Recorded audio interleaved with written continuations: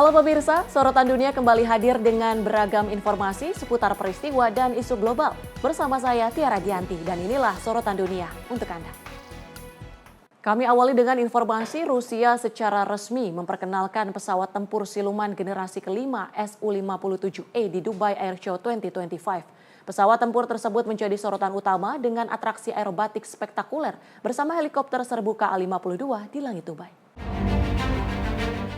Rusia memperkenalkan Su-57E, pesawat tempur siluman mesin ganda generasi kelima, pada pembukaan Dubai Airshow 2025, Senin 17 November 2025. Rekaman menunjukkan pesawat tersebut melakukan manuver aerobatik di udara, disertai aksi serupa dari helikopter serbu Ka-52. Su-57 merupakan pesawat militer Rusia pertama yang dilengkapi teknologi siluman. Pesawat multiperan ini memiliki kemampuan super maneuverability dan super cruise, dapat membawa muatan senjata besar, serta mampu melaksanakan misi udara, darat, dan maritim. Dubai Airshow ke-19 mengusung tema The Future is Here, dimulai dengan partisipasi besar dari berbagai negara. Acara ini menghadirkan 148.000 pengunjung, serta 490 delegasi militer dan sipil dari 115 negara. Pameran tahun ini menampilkan lebih dari 200 pesawat, mulai dari komersial, militer, bisnis, hingga pesawat tak berawak, serta teknologi terkini industri dirgantara. Tim redaksi Simpo TV melaporkan.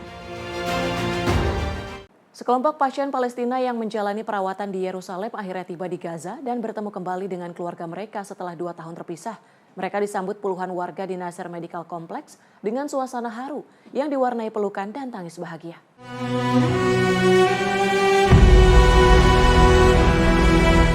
Sekelompok pasien Palestina yang selama ini menjalani perawatan di Yerusalem tiba di Nasser Medical Complex Gaza pada Senin 17 November 2025. Kerumunan warga menyambut kedatangan mereka, disertai kedatangan ambulans dan bus yang mengantar para pasien pulang. Ibtisam Samlak, salah satu pasien, menyamakan suasana penyambutan tersebut seperti pernikahan Palestina dan mengaku sangat bahagia dapat bertemu kembali dengan anak, cucu, dan keluarganya setelah 2 tahun terpisah. Namun sebagian pasien mengaku mengalami perlakuan buruk selama perawatan. Manal Abu Syabaan menuding otoritas Israel mengambil semua barang dan obat yang ia bayar sendiri, serta menyebut dirinya mendapat perlakuan terburuk. Hingga berita ini diterbitkan, pihak otoritas Israel belum memberikan tanggapan atas tuduhan tersebut. Kementerian Kesehatan Palestina menyatakan seluruh pasien tersebut telah menyelesaikan perawatan di rumah sakit Israel dan memilih kembali ke Gaza, tempat tinggal mereka sebelum 7 Oktober 2023. Peristiwa ini terjadi di tengah berlakunya gencatan senjata antara Hamas dan Israel sejak 10 Oktober 2025. Di bawah 20 poin Trump Plan yang mencakup penghentian perang, pembebasan seluruh sandera, dan masuknya bantuan kemanusiaan ke Gaza. Tim redaksi Simpo TV melaporkan. Sementara itu, Menlu Tiongkok Wang Yi menggelar pertemuan dengan Menlu Suriah Asad Hassan Al-Shaibani di Beijing untuk membahas kerjasama keamanan dan dukungan regional. Pertemuan ini menandai kunjungan resmi pertama Menlu Suriah ke Tiongkok di tengah upaya kedua negara memperdalam kerjasama politik dan pembangunan. Menlu Tiongkok Wang Yi bertemu Menlu Suriah Asad Hassan Al-Shaibani di Beijing pada Senin 17 November 2025 untuk membahas koordinasi keamanan dan upaya mendukung perdamaian regional. Dalam pernyataan ke Menlu Tiongkok, Wang menegaskan dukungan Beijing bagi Suriah untuk mencapai perdamaian secepatnya melalui koordinasi keamanan dan pembangunan. Tiongkok juga menyatakan dukungan agar Suriah menemukan rencana pembangunan ulang yang selaras dengan kehendak rakyat melalui dialog politik. Dalam kunjungan resmi pertamanya ke Tiongkok, Menlu Asad Al-Shaibani menegaskan komitmen Damaskus pada One China Principle serta menolak segala upaya yang mengganggu kedaulatan Tiongkok. Kedua pihak juga membahas berbagai isu regional, termasuk keamanan kawasan Timur Tengah dan dampak sanksi internasional terhadap perekonomian Suriah.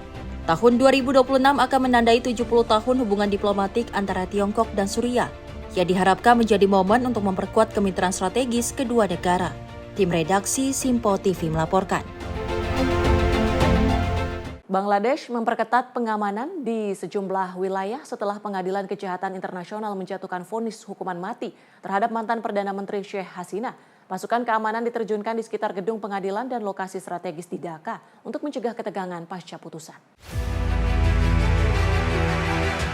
Bangladesh meningkatkan pengamanan nasional setelah Sheikh Hasina, mantan Perdana Menteri, dijatuhi hukuman mati secara in absentia atas tuduhan kejahatan terhadap kemanusiaan oleh International Crimes Tribunal atau ICT. Rekaman pada Senin 17 November 2025 menunjukkan petugas keamanan berpatroli di sekitar gedung pengadilan di Dhaka, disertai kendaraan lapis baja, pasukan bersenjata, dan unit anti huru-hara yang bersiaga di titik penting pemerintah. Hasina diputus bertanggung jawab atas perintah langsung maupun kelalaian mencegah kekerasan selama Uprising Juli hingga Agustus 2024. Setelah kejadian tersebut, Hasina melarikan diri ke India dan dilaporkan masih berada di New Delhi. Pemerintah transisi Bangladesh pada Senin 17 November meminta India untuk mengekstradisi Sheikh Hasina beserta mantan Menteri Dalam Negeri Asaduzzaman Khan Kamal. Tim redaksi Simpo TV melaporkan. Dari Menteri Kehutanan RI Raja Juli Antoni menegaskan sejumlah agenda penting pasca COP30 Brazil, mulai dari percepatan pengakuan 1,4 juta hektar hutan adat, respon positif dunia terhadap Perpres 110 tahun 2025, hingga penanaman besar-besaran di degraded land. Menteri Kehutanan RI Raja Juli Antoni bersama Wakil Menteri Kehutanan RI Rohmat Marzuki memimpin rapat pimpinan Kemenhut di Manggala Wadabakti pada Senin 17 November 2025. Kementerian Kehutanan menegaskan sejumlah agenda penting pasca COP30, mulai dari percepatan pengakuan 1,4 juta hektar hutan adat, respon positif dunia terhadap Perpres 110 tahun 2025, hingga penanaman besar-besaran di degraded land sebagai komitmen nyata aksi iklim. Menhut menilai bahwa hasil COP30 memberi energi baru. Menurutnya, sambutan internasional yang luar biasa harus dijawab dengan kerja keras, kolaborasi, dan eksekusi di lapangan. Apa yang dihasilkan di COP30, ya meskipun ini terus berjalan, saya kira hasilnya sangat baik ya untuk kita. Dua pernyataan yang menggembirakan ya, bahkan kalau istilah Pak Hasim itu di luar dugaan ya, terutama pertama tentang terbitnya Perpres 110 ya 2025. Itu sambutan yang luar biasa dari komunitas internasional. Yang kedua, pengumuman Pak Presiden yang saya sampaikan untuk komitmen kita untuk hutan adat 1,4 juta hutan adat ya, juga disambut dengan baik. Nah, saya kira ini bagian dari yang patut kita syukuri ya, tapi sekaligus ini menjadi agenda penting kita. Tim redaksi Simpo TV melaporkan. Pemirsa, Keimigrasian Indonesia berhasil mengamankan satu warga negara asing asal Tiongkok yang berstatus buronan Kepolisian Internasional atau Interpol. Pelaku menetap di Batam sejak Oktober lalu dan melakukan penipuan finansial bagi warga Tiongkok dengan basis di wilayah Indonesia. Direktur Intelijen Keimigrasian Kementerian Imigrasi dan Pemasyarakatan Kombes Pol Agus Waluyo menerangkan, buronan asal Tiongkok tersebut merupakan direktur utama dari perusahaan properti yang berbasis di Tiongkok, di mana diduga terlibat dalam kasus pinjaman korporasi kurang lebih 980 juta yuan atau 2,2 triliun rupiah. Status buronan ini melekat kepada pelaku usai diduga melarikan diri ke Indonesia usai gagal melunasi pinjaman korporasi tersebut. Adapun buronan berinisial WZ ini tiba di Indonesia menggunakan visa on arrival atau VOA pada 7 Oktober 2025 dan akhirnya diamankan Keimigrasian Indonesia pada 13 November lalu. Perlu kami sampaikan bahwa WZ ditangkap di kawasan Nagoya, Batam pada hari Kamis tanggal 13 November 2025, tim penindakan dari Keimigrasian dan Intelijen di kantor imigrasi Batam melakukan pemantauan, kemudian secara intensif sejak menerima informasi ya kurang lebih pukul 11.30 WIB. Selanjutnya tanpa perlawanan WS bisa diamankan oleh tim dari imigrasi. Perlu kami sampaikan bahwa profil dari WS tersebut merupakan mantan direktur utama dari sebuah perusahaan real estate yang ada di RRT Tiongkok yang diduga terlibat dalam kasus pinjaman korporasi bernilai kurang lebih 980 juta yuan atau sekitar 2,2 triliun. Kemudian dari perusahaan tersebut dilaporkan bahwa yang bersangkutan gagal melunasi pinjaman dan WS melarikan diri ke luar negeri, ya tepatnya berada di wilayah Indonesia. Setelah itu Kepolisian RRT melakukan investigasi dan selanjutnya menetapkan WS sebagai pelaku kejahatan keuangan dan ditetapkan sebagai buronan atau DPO. Dan dalam catatannya, WS berpindah-pindah negara di Asia sejak Agustus 2025 sebelum masuk ke Indonesia pada tanggal 7 Oktober menggunakan visa on arrival atau VOA dan menetap di Batam. Dan saat ini WZ sudah diamankan untuk pemeriksaan lebih lanjut oleh Direktorat Jenderal Imigrasi, dan Imigrasi telah berkoordinasi dengan perwakilan negara asal WZ untuk memproses tindak lanjut sesuai dengan ketentuan hukum atau mekanisme diplomatik yang berlaku. Kepala Kantor Imigrasi Batam Kementerian Imigrasi dan Pemasyarakatan, Hajar Aswad menjelaskan, pelaku dikategorikan sebagai pelaku kejahatan keuangan berstatus daftar pencarian orang Kepolisian Internasional sejak 11 November lalu.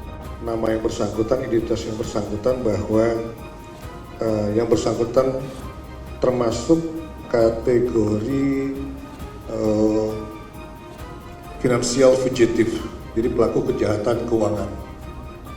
Dan sudah dimasukkan dalam daftar pencarian orang di negara Cina, di Tiongkok sana, 1 bulan sebelum nota diplomatik ini disampaikan. Karena nota diplomatik ini disampaikan ke Direktorat Jenderal per tanggal 11 November. Dan kami mengeksekusi di lapangan di tanggal 13 November yang seperti disampaikan Pak Nirinjal tadi. Sehingga kami amankan tanggal 13 November. Dari Jakarta, Max Azizul Hakim, Sinpo TV, melaporkan. Raja Abdullah II memuji kegigihan Presiden Prabowo dalam melayani rakyat. Ia menilai konsistensi Prabowo menjadi landasan kuat untuk mempererat kerjasama Indonesia-Yordania.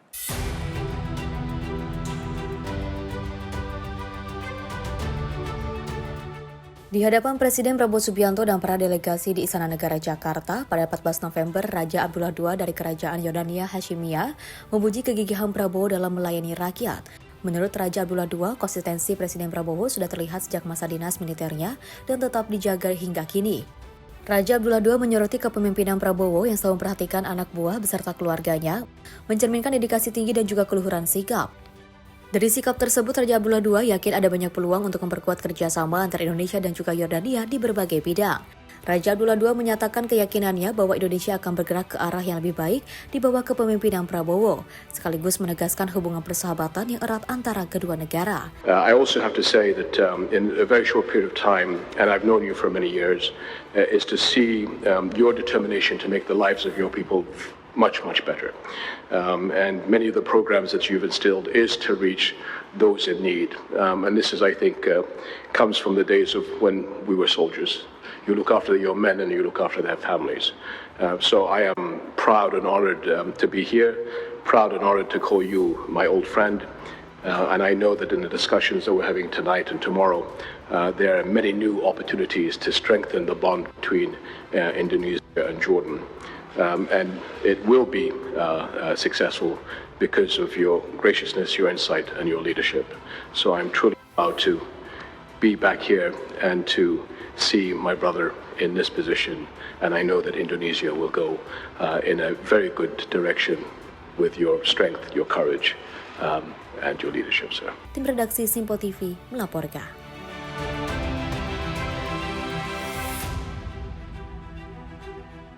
Sementara itu, Ukraina menandatangani surat pernyataan minat untuk membeli 100 pesawat tempur Rafale serta sistem pertahanan udara dari Prancis sebagai bagian dari penguatan keamanan jangka panjang di tengah perang yang masih berlanjut. Presiden Volodymyr Zelensky menyebut perjanjian ini bersejarah saat ditekan bersama Presiden Prancis Emmanuel Macron di Istana Élysée, Paris. Zelensky mengumumkan rencana pengadaan 100 jet tempur Rafale, pesawat canggih milik Prancis, yang dikenal dengan manuver dan kemampuannya dalam misi multiperan. Ia juga mengkonfirmasi Ukraina akan menerima 8 sistem pertahanan udara Sampit, setiap unit dengan 6 peluncur, serta radar generasi terbaru. Perjanjian ini akan berjalan selama 10 tahun, mulai 2026, dan melibatkan pengiriman drone, bom pintar, sistem intersepsi drone, dan program produksi, serta pelatihan untuk Ukraina. Presiden Macron menyebutnya sebagai langkah baru dalam kemitraan Prancis-Ukraina, menegaskan Rafale akan dikirim dengan persenjataan penuh dan dukungan operasional lengkap. Pemerintah Prancis menjelaskan bahwa produksi Rafale baru dapat diperjalan dipercepat sehingga tak mengganggu pengiriman untuk negara pembeli lain. Pelatihan pilot Rafael diperkirakan membutuhkan 3 tahun sebelum siap bertugas. Sementara itu, para pejabat di Paris menyatakan sistem SAMP terbukti lebih efektif menangkal serangan misil Rusia dibandingkan Patriot buatan Amerika Serikat, sesuai evaluasi operasi di lapangan beberapa bulan terakhir. Tim redaksi Simpo TV melaporkan. Pemirsa, informasi selengkapnya akan kami hadirkan usai jeda. Tetaplah bersama kami di Sorotan Dunia.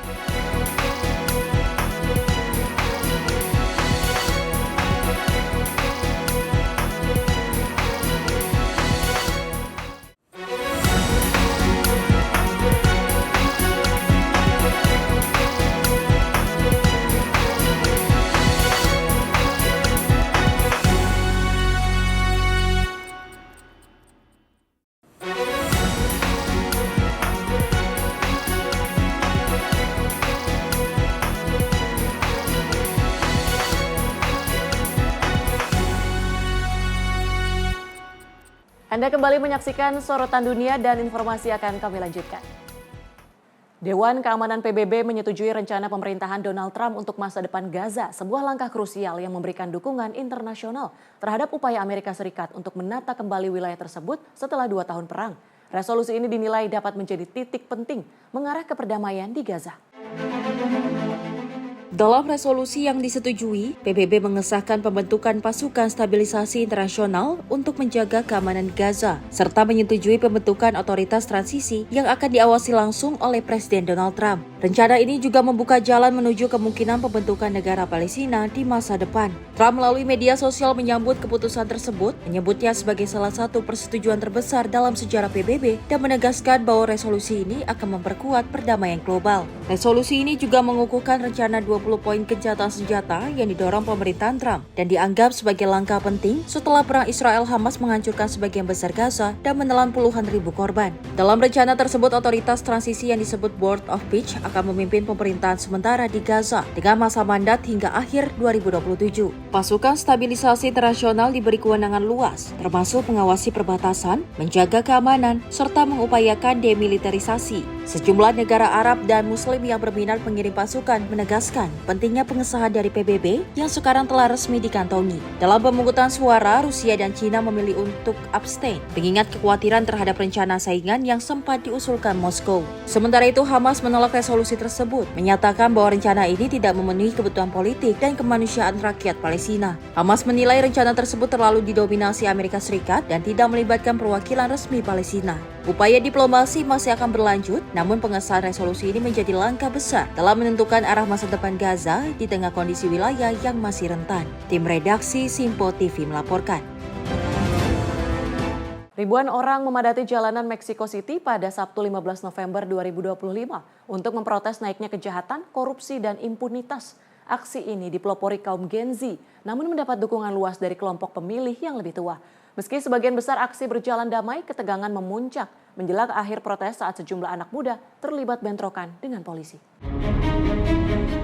Rekaman di lapangan menunjukkan protes berubah kacau ketika demonstran melempar batu, kembang api, serta membawa tongkat dan rantai untuk melawan petugas. Mereka juga terlihat merampas tameng dan peralatan polisi. Kepala Keamanan Ibu Kota Pablo Farquez melaporkan 120 orang terluka, 100 diantaranya anggota polisi, dan 20 orang ditahan dalam insiden tersebut. Protes ini menjadi bagian dari gelombang gerakan global kaum Gen Z tahun ini yang menggaung di banyak negara sebagai bentuk perlawanan terhadap ketidaksetaraan, kemunduran demokrasi, dan korupsi. Sebelumnya, aksi terbesar terjadi di Nepal pada September lalu saat larangan media sosial memicu demonstrasi massal yang berujung pada pengunduran diri Perdana Menterinya. Di Meksiko, banyak anak muda mengaku frustrasi dengan masalah struktural seperti korupsi dan impunitas terhadap kejahatan kekerasan. Tim redaksi Simpo TV melaporkan. Atraksi pencaksilat merpati putih yang ditampilkan prajurit TNI berhasil memukau Raja Yordania Abdullah II bin Al-Hussein saat berkunjung ke Indonesia. Berbagai kemampuan bela diri hingga pemecahan benda keras dipertontonkan dalam demonstrasi bersama TNI dan Angkatan Bersenjata Yordania. Kunjungan Raja Jordania Abdullah II ke Indonesia disambut dengan atraksi pencaksilat merpati putih dari prajurit TNI yang berhasil membuatnya terpukau. Beragam kemampuan ditunjukkan mulai dari memecahkan tumpukan bata hebel hingga aksi prajurit perempuan yang mampu mematahkan bilah besi hanya dengan sekali tebas. Pada kegiatan yang digelar di lapangan tembak Brigade 1 Parako Pasgat, TNI dan Angkatan Bersenjata Jordania menampilkan demonstrasi kolaboratif bertema kontra terorisme. Pertunjukan bela diri hingga simulasi penyerbuan menggunakan drone disaksikan langsung oleh Presiden Republik Indonesia Prabowo Subianto dan Raja Abdullah II yang hadir dengan pakaian dinas militer. Setelah rangkaian atraksi usai, kedua pemimpin negara memberikan apresiasi kepada prajurit yang terlibat. Acara ini turut dihadiri para pejabat Indonesia serta delegasi Jordania, sekaligus menegaskan eratnya kerjasama pertahanan kedua negara, termasuk program latihan bersama dan pengembangan teknologi drone. Tim redaksi Sinpo TV melaporkan. Putra Mahkota Abu Dhabi Sheikh Khalid bin Mohammed bin Zayed bersama Presiden Chad Mahamat Idris Deby Itno meresmikan Forum Perdagangan dan Investasi UEA Chad di Abu Dhabi pada Senin 10 November 2025. Forum ini menjadi ajang strategis untuk memperkuat kerjasama ekonomi dan pembangunan antar kedua negara. Forum Perdagangan dan Investasi UEA Chad yang digelar di Abu Dhabi ini menandai babak baru kerjasama ekonomi antara kedua negara.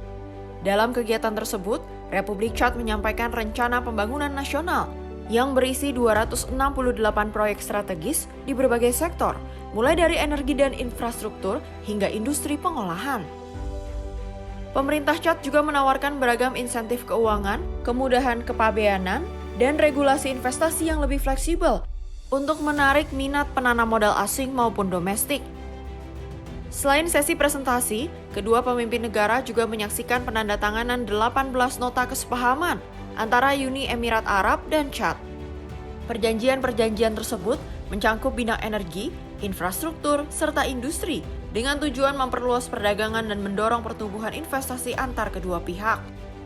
Tak hanya itu, forum ini juga menjadi ajang bagi Chad untuk menandatangani 21 nota kesepahaman tambahan dengan berbagai negara dan lembaga internasional.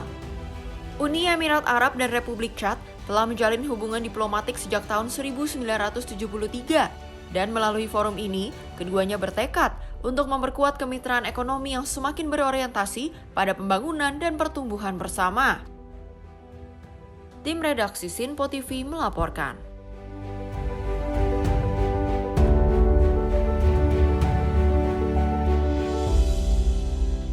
Konvoi bantuan kemanusiaan ke-224 dari Uni Emirat Arab kembali masuk ke Gaza pada Minggu 16 November 2025. Konvoi ini mengangkut ratusan ton bantuan untuk anak-anak yatim dan keluarga terdampak sebagai bagian dari operasi kemanusiaan berskala besar Sival Rose Night 3 dari pemerintah Uni Emirat Arab.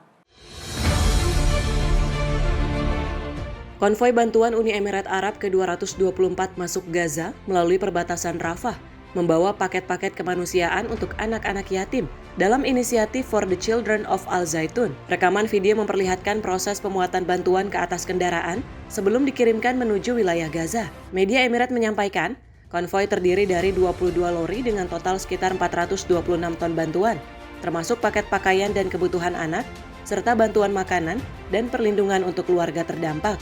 Inisiatif For the Children of Al Zaitun sendiri diluncurkan pada Ramadan lalu, dengan tujuan membantu lebih dari 20.000 anak yatim di seluruh Gaza. Seluruh upaya ini merupakan bagian dari operasi kemanusiaan menyeluruh Sival Rose Night 3 yang menggunakan koridor udara, laut, dan darat Uni Emirat Arab untuk mempercepat penyaluran bantuan kepada warga Palestina di Gaza. Tim redaksi Sinpo TV melaporkan.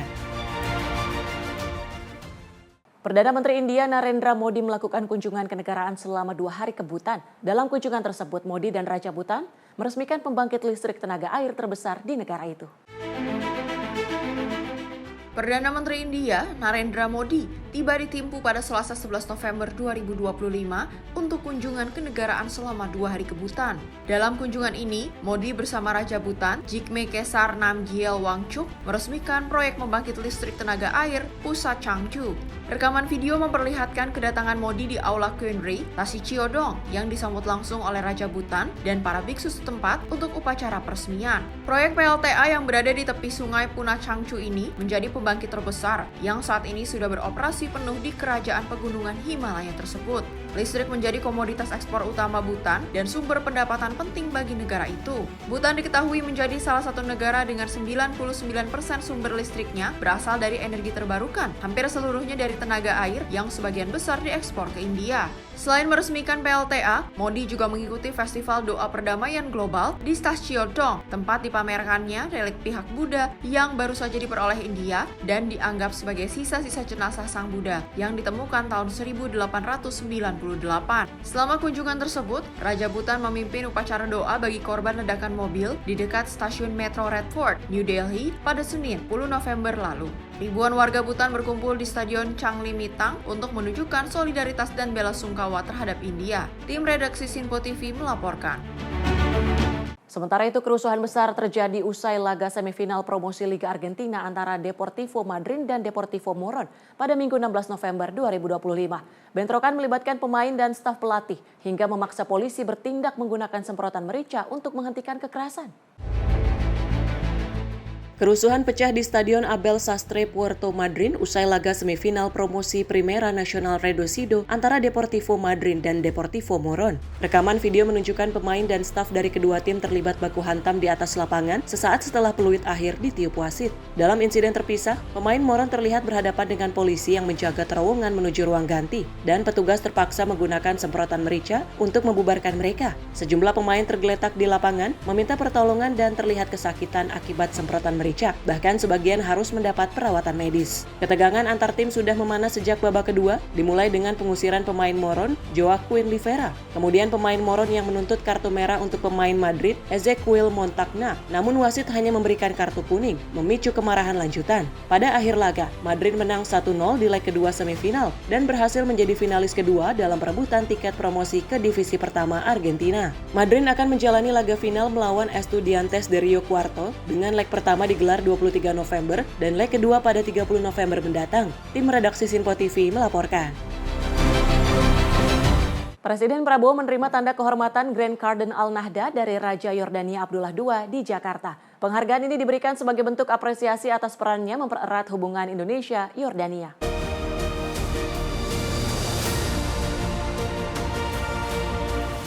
Kunjungan Raja Jordania Abdullah II ke Jakarta pada 14 November diwarnai dengan penganugerahan Bejeweled Grand Cordon Al-Nahda kepada Presiden Republik Indonesia Prabowo Subianto.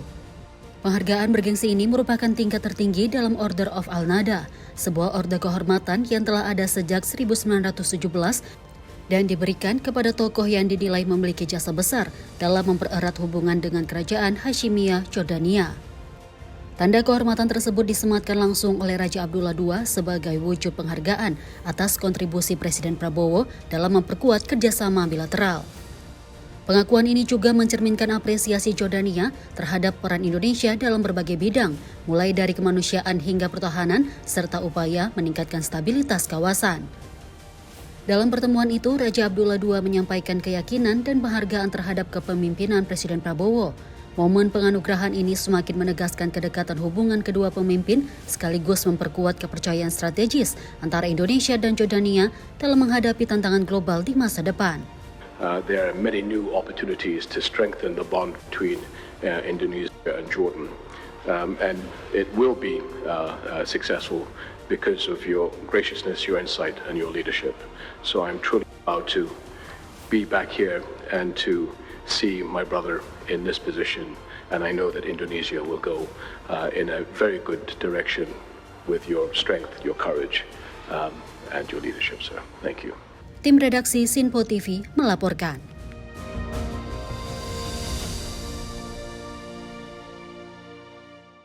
Uruguay kini dipuji sebagai pemimpin dunia dalam energi bersih. Negara ini sukses menghasilkan hampir seluruh listriknya dari sumber terbarukan.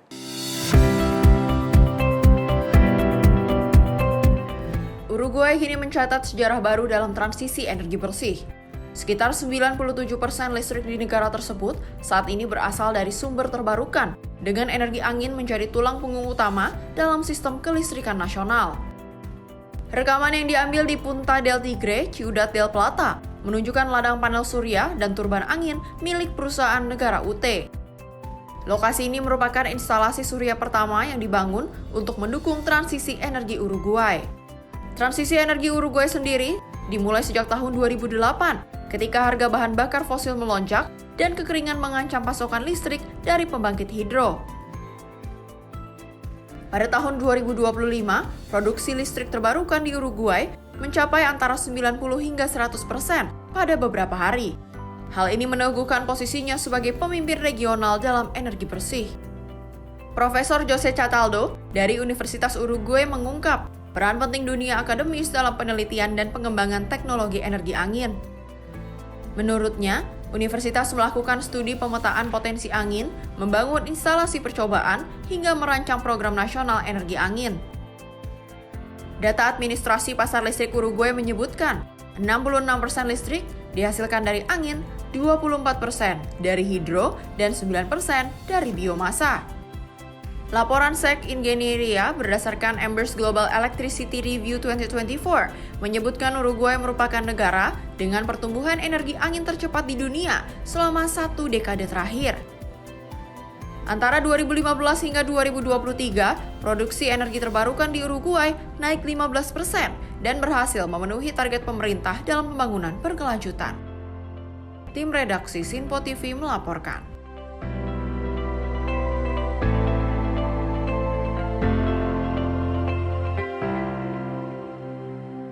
Dari Menteri Pertahanan Syafri Samsudin menerima kunjungan Panglima Angkatan Bersenjata Yordania, Mayor Jenderal Yosef Ahmed Al-Hunaiti di kantor Kementerian Pertahanan Jakarta. Usai pertemuan tersebut, keduanya sepakat untuk meningkatkan hubungan dan pelatihan di bidang militer, serta Indonesia akan bekerja sama dengan Yordania dalam hal membantu misi kemanusiaan di Gaza, Palestina.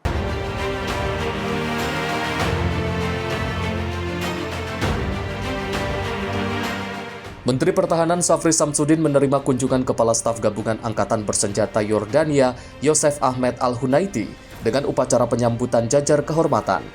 Keduanya juga turut melakukan inspeksi pasukan dan memberikan penghormatan terhadap patung proklamator, sekaligus Presiden pertama Republik Indonesia, Soekarno.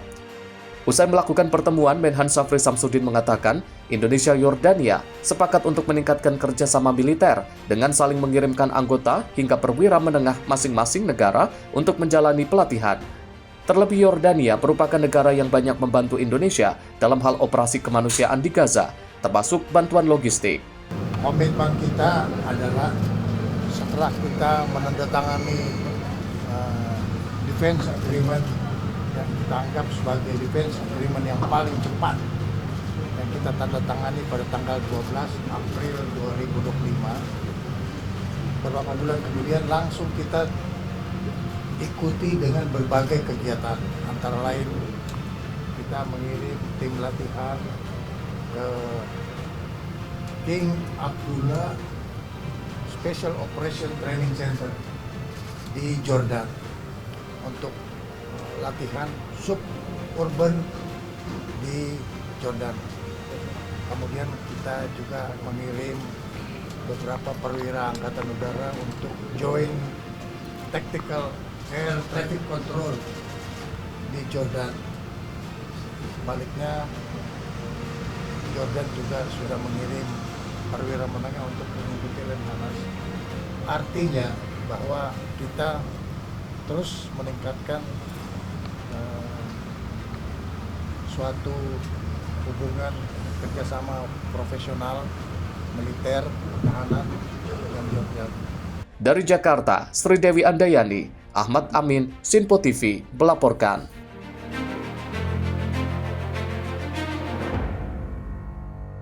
Sementara itu, Gubernur Jawa Timur Hovifah Indar Parawansa memimpin misi dagang dan investasi atau East Java Trade and Investment Forum 2025 di KBRI Singapura. Kegiatan ini mencatat transaksi sebesar 4,163 triliun dari 21 kesepakatan bisnis. Misi Dagang dan Investasi Jawa Timur yang dipimpin Gubernur Hovifah Indar Parawansa di Singapura mencatatkan hasil yang luar biasa. Total transaksi dagang yang tercapai menembus 4.163 triliun melalui 21 kesepakatan antara pelaku usaha kedua wilayah. Gelaran East Java Trade and Investment Forum 2025 yang berlangsung di KBRI Singapura ini diikuti 31 pelaku usaha dari Jawa Timur dan 60 pelaku usaha dari Singapura. Beragam komoditas menjadi fokus transaksi, mulai dari produk pertanian, perikanan, peternakan, industri pengolahan, hingga parfum, skincare, bioteknologi, sepeda, dan perdagangan karbon. Kofifa menegaskan, misi dagang ini tidak hanya memperuntukkan pelaku usaha, tetapi juga membuka peluang pasar baru bagi produk unggulan Jawa Timur. Tim redaksi Sinpo TV melaporkan. Pemirsa, informasi lainnya kami hadirkan usai jeda, tetaplah bersama kami di Sorotan Dunia.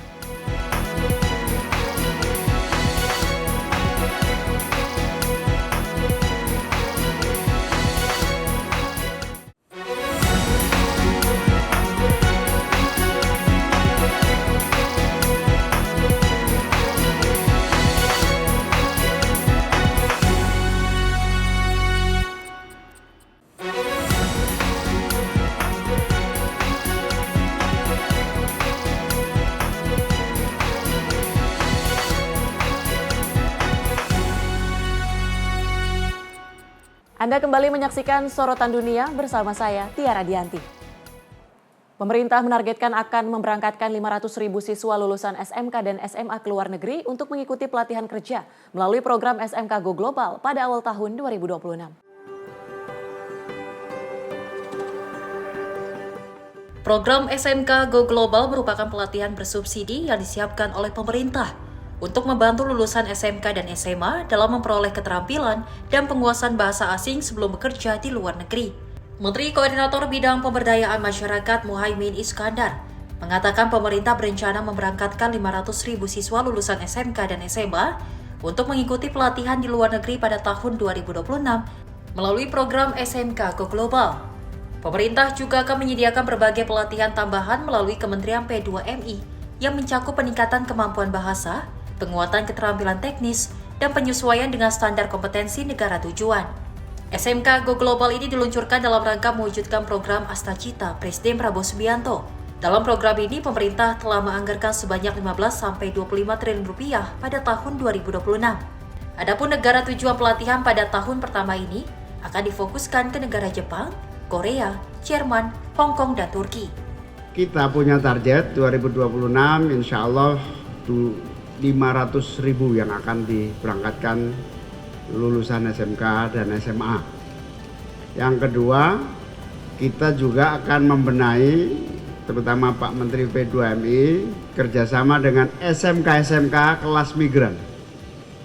Sehingga sejak dini, kelas-kelas yang memang dipersiapkan untuk bekerja di luar negeri, kita minta untuk mengadopsi standar minimum kapasitas kompetensi bahasa yang disyaratkan.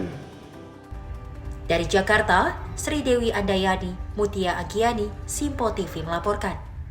Pemerintah melalui imigrasi berhasil menjaring 27 warga negara asing asal Tiongkok yang melanggar izin tinggal di Indonesia menggunakan visa on arrival. Selain itu, para WNA tersebut diduga melakukan aksi penipuan terhadap warga Tiongkok dengan beroperasi di Lampung.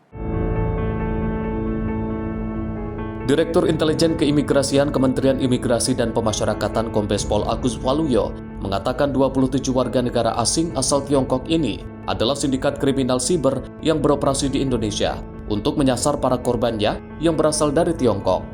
Imigrasi memastikan tidak ada korban dari warga negara Indonesia dalam praktek kriminal siber yang dijalankan oleh para pelaku. Penjaringan ini dilakukan oleh Polres Bekasi, di mana penyergapan berlangsung di salah satu rumah mewah di Provinsi Lampung. Adapun kasus kriminal siber ini berhubungan langsung dengan aksi yang dilakukan buronan Interpol asal Tiongkok berinisial WZ yang sukses diamankan pemerintah Indonesia beberapa waktu lalu. Mengenai 27 WNA pelanggar aturan keimigrasian yang berasal dari RRT yang merupakan sindikat dari cybercrime dan telah diserah terimakan dari Polres Bekasi kepada kantor imigrasi kelas 1 non-TPI Bekasi.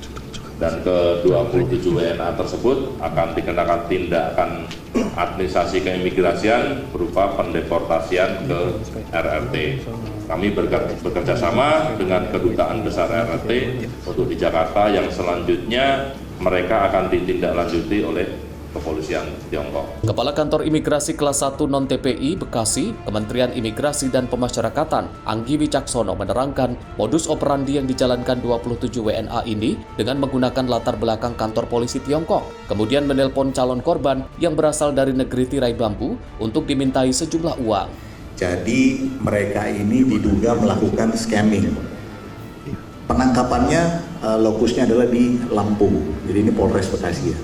Mengamankan di Lampung. Di situ di lokasi tersebut itu ada rumah mewah yang disewa mereka. Itu ada background atau backdrop seolah-olah kantor polisi Cina. Jadi seolah-olah kantor polisi Cina. Modusnya mereka menelpon mungkin warga negara Cina. Jadi korbannya di Cina ya. Mereka menelpon warga negara Cina yang ada di Cina seolah-olah berpura-pura menjadi polisi Cina ya, dan kemudian meminta sejumlah uang. Dari Jakarta, Max Azizul Hakim, Sinpo TV melaporkan. Presiden Prabowo menegaskan hubungan Indonesia-Yordania lebih dari sekedar diplomasi formal, didasarkan pada ikatan personal yang kuat. Kenangan pertemuannya dengan mendiang Raja Hussein menjadi fondasi kerjasama bilateral di berbagai bidang.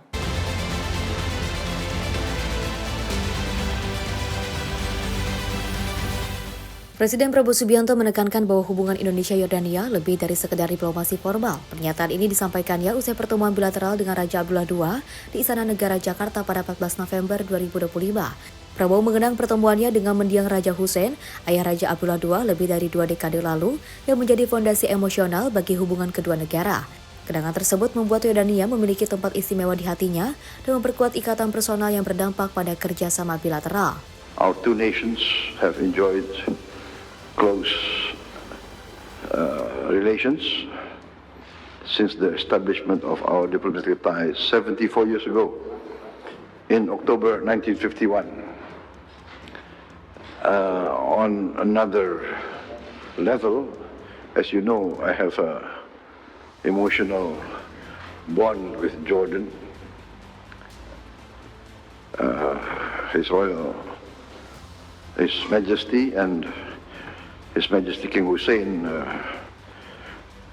kindly receives me. Indonesia has high respect, high regard for Jordan for many years, and we want to work closely with you, and we want to thank you also for receiving a lot of our young people being trained in Jordan, even as we speak. Ia menekankan bahwa hubungan personal itu kini menjadi landasan pengembangan kerjasama di bidang pendidikan, keamanan, dan pelatihan SDM. Prabowo menyatakan apresiasi atas dukungan Yordania terhadap pemuda Indonesia dan menegaskan komitmen Indonesia untuk terus memperkuat kerjasama strategis ke depan. Tim redaksi Sinpo TV melaporkan. Pemirsa, sebuah perjalanan bersejarah terjadi di jantung hutan Amazon. Armada indigenous yang disebut Yakumama tiba di kota Belém, Brazil setelah menempuh lebih dari 3.000 km melintasi 4 negara Amazon. Setelah hampir sebulan berlayar, armada indigenos Amazon yang disebut Yakumama akhirnya tiba di kota Belém, Brazil pada Minggu 9 November 2025 sore. Kapal tersebut melintasi sungai Amazon dan merapat di pelabuhan utama kota, tepatnya sehari sebelum dimulainya konferensi iklim COP30. Ekspedisi ini disebut sebagai rute terbalik penaklukan karena mereka menelusuri kembali jejak penjelajahan Spanyol Francisco de Orellana, namun dengan makna baru sebagai simbol perlawanan atas kolonialisme dan seruan untuk aksi iklim global. Lebih dari 60 aktivis, komunikator, dan pejuang dari Latin Amerika, Asia, hingga Eropa turut dalam perjalanan tersebut untuk meningkatkan suara masyarakat adat dalam melindungi hutan Amazon. Para anggota armada menyampaikan mereka ingin mengajak dunia untuk bersatu membela kehidupan dan alam. Ia menyebut perjalanan ini adalah panggilan hati untuk melayani kehidupan dan keanekaragaman hayati di atas segalanya. Sepanjang rute, masyarakat tepi sungai menyambut armada Yakumama dengan musik, upacara, dan diskusi budaya sebagai bentuk solidaritas dan persahabatan antar komunitas. Kedatangan Yakumama di Belém menandai akhir perjalanan panjang sekaligus awal babak baru dalam representasi masyarakat adat di ajang COP30 yang kali ini menjadi yang terbesar dalam sejarah. Tim redaksi Sinpo TV melaporkan. Pemerintah resmi menyerahkan 1.800 sertifikat hak milik bagi para transmigran di wilayah perbatasan Nusa Tenggara Timur dan Timor Leste. Penyerahan diberikan guna menjamin hak kepemilikan tanah secara hukum di wilayah perbatasan negara. Pemerintah melalui Menteri Koordinator Bidang Infrastruktur dan Pembangunan Kewilayahan Agus Harimurti Yudhoyono menyerahkan langsung 1.800 sertifikat hak milik atau SHM kepada warga transmigran yang berada di wilayah perbatasan antara Nusa Tenggara Timur dan Timor Leste. AHY menerangkan sertifikat ini diterima warga tepatnya di Kabupaten Timor Tengah Utara secara bertahap, di mana penyerahan simbolis dilakukan kepada 12 warga setempat. Penyerahan SHM ini diberikan untuk memberi kepastian hak penuh secara hukum kepada masyarakat transmigran di wilayah perbatasan. Tadi kami juga menyerahkan sertifikat hak milik bagi masyarakat di kawasan transmigrasi. Yang menariknya adalah ternyata sejak tahun 2000 masyarakat tinggal di sini, tapi baru sekarang ini bisa mendapatkan sertifikat hak milik. Artinya menunggu 25 tahun. Terima kasih kepada Kementerian Transmigrasi dan semua pihak. Sementara itu, Menteri Transmigrasi Muhammad Iftithah Sulaiman Suryanagara menjelaskan, penyaluran sertifikat ini merupakan salah satu bagian dari program Transuntas milik Kementerian Transmigrasi dengan tujuan untuk menyelesaikan permasalahan yang masih dinilai tumpang tindih, khususnya di 13.000 bidang lahan transmigrasi di sejumlah wilayah di Indonesia. Persoalannya cukup banyak. Yang pasti nomor satu yang saya pelajari adalah pada saat dilakukan desain itu tidak tuntas. Maka sekarang ini kami punya namanya program transmigrasi tuntas. Jadi kita ingin seperti contoh di beberapa tempat seperti di Rempang misalkan, pada saat masuk rumah kemudian sertifikat sudah diberikan. Memang banyak sekali pertimbangan-pertimbangannya. Salah satunya ada kekhawatiran kalau dikasih sertifikat terus kemudian dijual. Akhirnya ditunda sampai dengan 5 tahun. Ternyata setelah 5 tahun pemerintahan berganti, mereka sudah terlupakan. Nah, hal-hal ini yang terus kemudian menumpuk. Dari Nusa Tenggara Timur, Max Ronabayu, Simpo TV melaporkan. Sebuah era dalam sejarah keuangan Amerika Serikat resmi berakhir. Lebih dari 2 abad, pemerintah Amerika Serikat menghentikan produksi koin 1 sen atau penny yang menjadi bagian tak terpisahkan dari kehidupan masyarakat selama 230 tahun. Upacara penutupan produksi digelar di pabrik US Mint di Philadelphia, tempat penny terakhir dicetak. Suasana haru terlihat saat para pekerja menyaksikan koin terakhir keluar dari mesin. Simbol akhir dari sejarah yang sudah berlangsung selama 230 tahun. Menteri Keuangan Amerika Serikat Brandon Beach secara seremonial menekan tombol pembuatan terakhir dan mengatakan, "God bless Amerika. Kita telah menyelamatkan pembayar pajak sebesar $56 juta." Koin terakhir itu ditempatkan di atas nampan khusus untuk diperlihatkan kepada media, sebelum beberapa di antaranya dilelang untuk publik. Sejak dicetak pertama kali pada tahun 1793, 1 penny dulunya dapat membeli permen, lilin, atau roti. Namun kini, nilainya hampir tak berarti dan setiap koin membutuhkan biaya produksi hampir 4 kali lipat dari nilai tukarnya. Pejabat US Mint menyebut sebagian besar penny telah berhenti diproduksi sejak musim panas lalu. Meski begitu, miliaran koin masih beredar dan tetap sah digunakan sebagai alat pembayaran di seluruh Amerika Serikat. Berakhirnya produksi penny menandakan kehilangan simbol klasik dari sejarah ekonomi Amerika. Namun pemerintah memandang langkah ini adalah bagian dari upaya efisiensi dan penyesuaian dengan era transaksi digital. Tim redaksi Simpo TV melaporkan. Kita beralih ke informasi lain, pemirsa. Salah satu gunung berapi paling aktif di dunia, Kilauea di Pulau Hawaii, kembali meletus pada Minggu 9 November 2025. Lempengan lava panas terpantau memuncak dari kawah bagian utara dan selatan, serta diiringi getaran seismik yang meningkat cepat. Rekaman video memperlihatkan letusan ke-36 sejak aktivitas erupsi terus berlanjut di Gunung Kilauea. Berdasarkan laporan United States Geological Survey atau USGS, semburan lava dilaporkan mencapai ketinggian hingga 1.100 kaki atau sekitar 335 meter. USGS menjelaskan, letusan terakhir sebelumnya terjadi secara mendadak dan berakhir tiba-tiba setelah berlangsung lebih dari 5 jam. Selama periode itu, diperkirakan antara 10 hingga 11 juta meter kubik lava dimuntahkan, menutup sekitar 60 hingga 80% area kawah. Aktivitas gunung ini saat ini masih berlanjut secara berselang, di mana setiap fase erupsi biasanya berlangsung sekitar 1 hari atau kurang, disusul masa istirahat selama beberapa hari sebelum letusan berikutnya terjadi. Tercatat, fase aktivitas terbaru Gunung Kilauea ini dimulai sejak 23 Desember 2024 dan belum menunjukkan tanda-tanda akan berhenti. Tim redaksi Sinpo TV melaporkan. Presiden Rusia Vladimir Putin dan Presiden Kazakhstan Kassym-Jomart Tokayev hadiri konser gala budaya Kazakhstan di Moskow. Acara tersebut menjadi bagian dari program Hari Budaya Kazakhstan dan menandai penguatan hubungan strategis antara dua negara. Presiden Rusia Vladimir Putin dan Presiden Kazakhstan Kassym-Jomart Tokayev terlihat menikmati penampilan spektakuler dalam konser gala di Teater Bolshoi Moskow pada Rabu 12 November 2025 malam. Acara tersebut merupakan bagian dari program Hari Budaya Kazakhstan yang digelar untuk mempererat hubungan bilateral antara Moskow dan Astana. Rekaman memperlihatkan kedua kepala negara menyaksikan berbagai penampilan musik dan tari dari seniman Kazakhstan yang tampil memukau dengan kostum tradisional. Program menampilkan lebih dari 10 pertunjukan instrumental dan koreografi yang mencerminkan kekayaan budaya Kazakhstan. Dalam acara tersebut, kedua pemimpin didampingi Menteri Kebudayaan Rusia, Olga Lyubimova, dan Menteri Kebudayaan Kazakhstan, Aida Balayeva, serta Direktur Jenderal Teater Bolshoi, Valery Gergiev.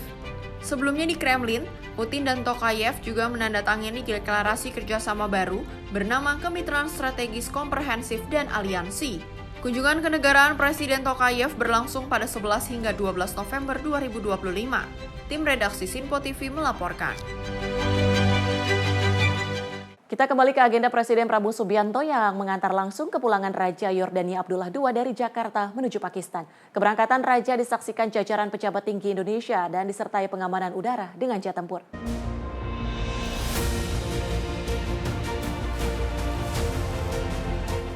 Presiden RI Prabowo Subianto mengantarkan langsung kepulangan Raja Yordania Abdullah II bin Al-Hussein dari Bandara Halim Perdana Kusuma, Jakarta menuju Pakistan pada Sabtu 15 November sekitar pukul 12.00 waktu Indonesia Barat.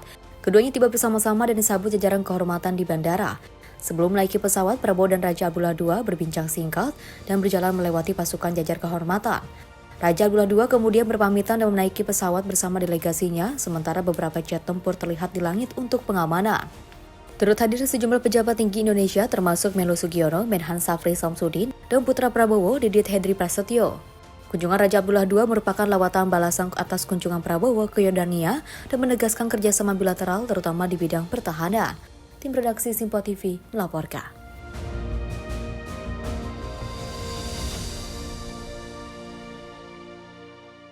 Puluhan orang memadati jalanan Taipei pada Minggu 6 November 2025 saat Formosa Warrior Culture Festival kembali digelar dengan meriah. Festival ini menampilkan perpaduan budaya Indonesia dan Taiwan, serta menjadi ruang bagi pekerja migran Indonesia untuk menunjukkan warisan budaya mereka.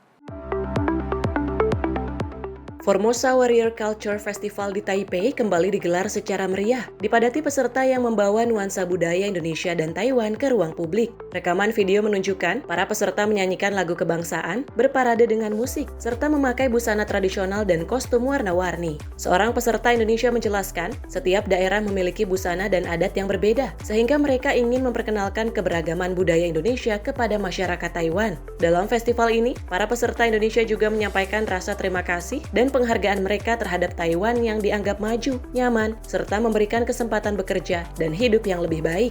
Acara ini diselenggarakan oleh Youthers Dancer Taiwan, komunitas mahasiswa universitas terbuka di Taiwan, dengan tujuan memperkuat pertukaran budaya dan memberikan wadah ekspresi bagi pekerja migran Indonesia. Taiwan saat ini menampung lebih dari 600.000 pekerja migran, di mana komunitas Indonesia menjadi yang terbesar dengan sekitar 230.000 orang. Tim redaksi Sinpo TV melaporkan. Pusat kota Nuremberg di Jerman mendadak terhenti ketika ratusan domba melintasi jalanan menuju padang pengembalaan musim dingin. Para turis dan warga setempat terlihat mengabadikan momen langka ini yang merupakan bagian dari tradisi pengembalaan musiman di wilayah tersebut.